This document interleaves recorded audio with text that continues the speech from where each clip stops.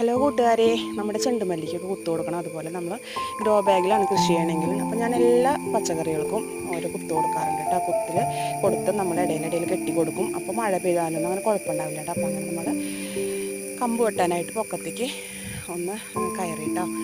അപ്പോൾ നമ്മൾ വട്ടയുടെ കമ്പുകളാണ് കേട്ടോ വെട്ടിയെടുക്കുന്നത്. അപ്പോൾ വട്ടയുടെയും ശീമക്കൊന്നയുടെയൊക്കെ ഇവിടെ നിൽക്കുന്നുണ്ട്. അപ്പോൾ അതൊക്കെയാണ് നമ്മൾ എടുക്കുന്നത് കേട്ടോ. അപ്പോൾ അതാ അല്ലുണ്ട്, നമ്മളെ കൂടെ മക്കളെല്ലാവരും ഉണ്ട് കേട്ടോ കൂടെ.